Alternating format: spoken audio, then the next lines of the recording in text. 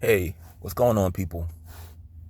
So I saw my video I did on the white supremacy, white neighborhoods, and black morality, and I stand behind it 100%. I don't take back anything I said.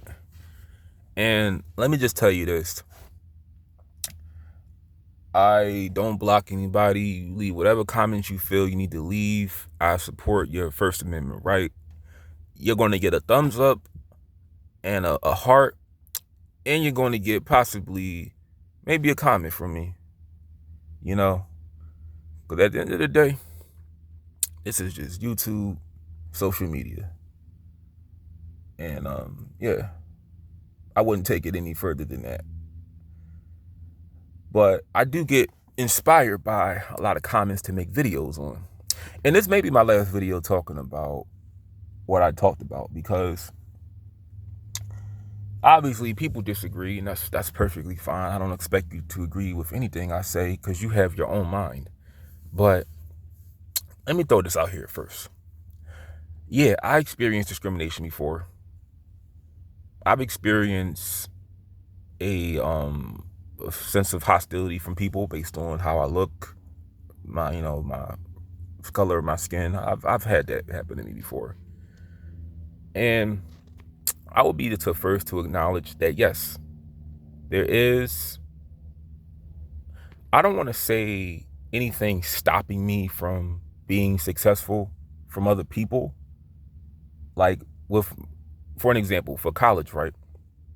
I took a class and I have to resume my classes hopefully um September or next year because of an injury I had, and that's a video on this channel. But there is no law stopping me from getting an education, working two jobs, saving my money.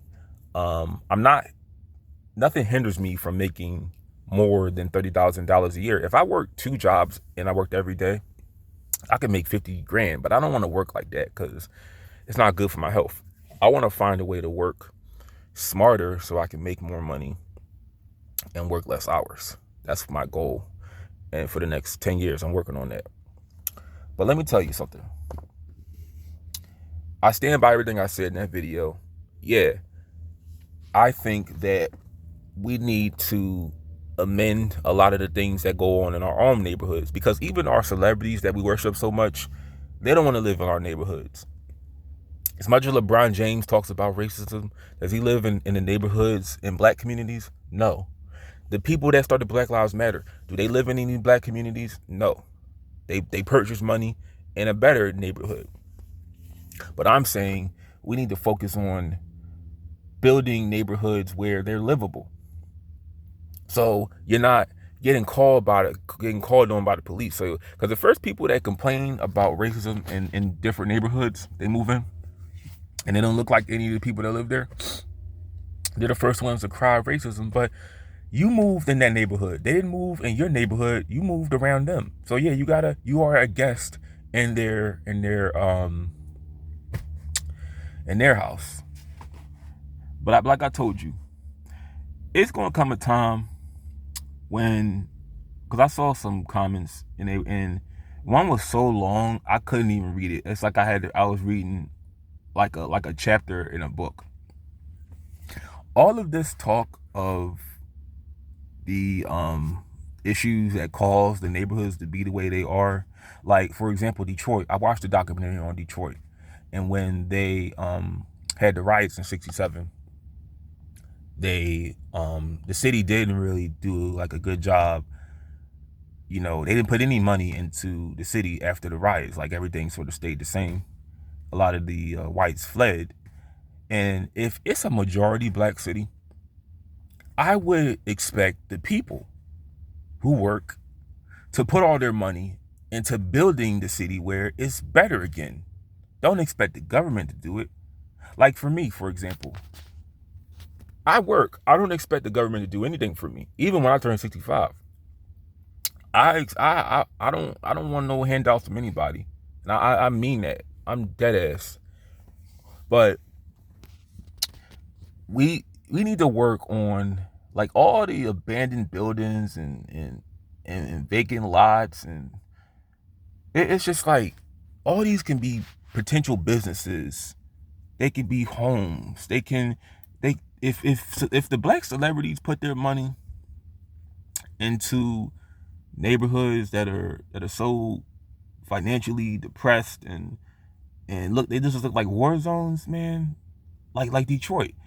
There's so many things I can tell you I could do with Detroit, with all the abandoned houses and vacant lots.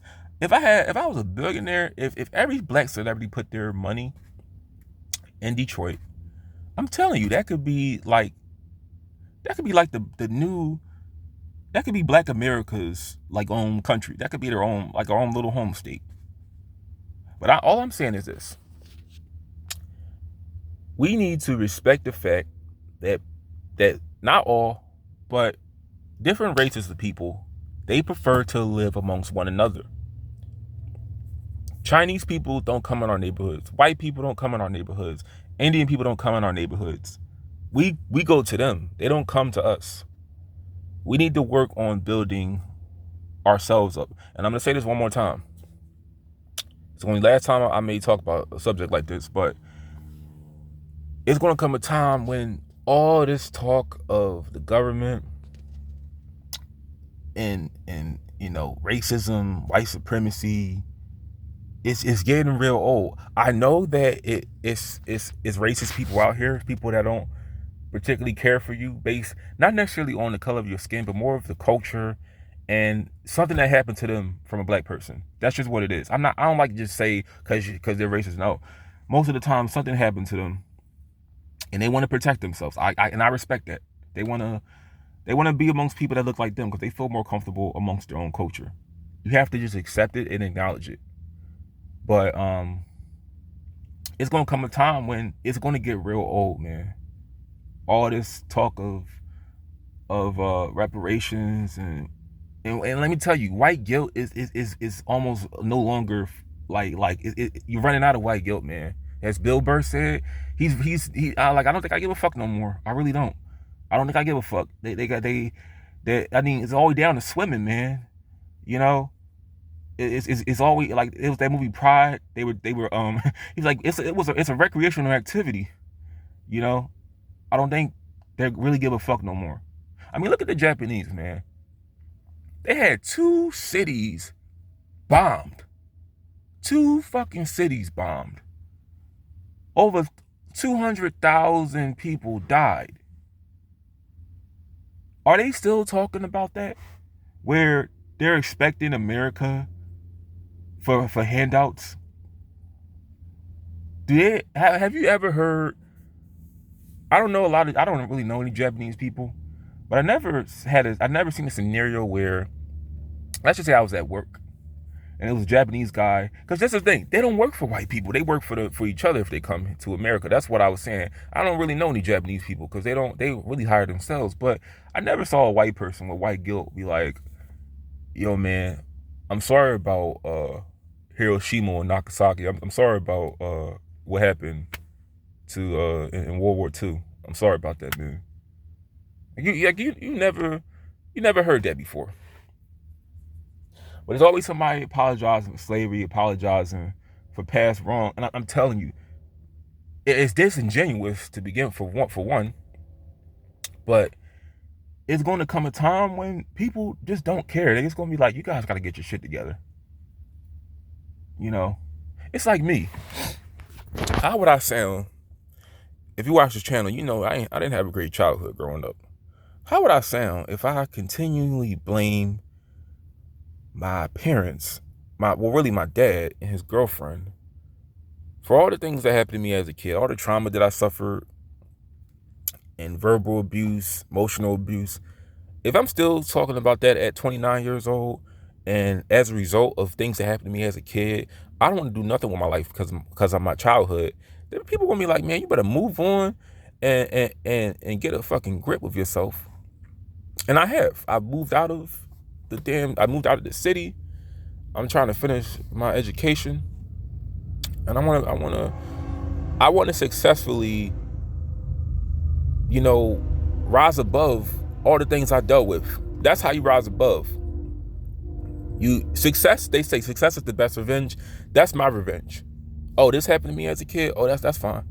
Well, I'm gonna do whatever I can to make sure they will regret the way they treated me as a kid. That's how you rise above your adversity. It's getting really hot right now, but all I'm saying is this: I stand by what I said. I don't take nothing back. And we as people, we just got to do better, man. It's not going to happen. I'm just making a video. I don't think it's going to happen, but people going to wake up when they see this state of the black community. I mean, look at Los Angeles. Los Angeles may be Philadelphia one day, or Chicago, or maybe Detroit. I'm gonna remember I said this in 20 years, man. Just think about that.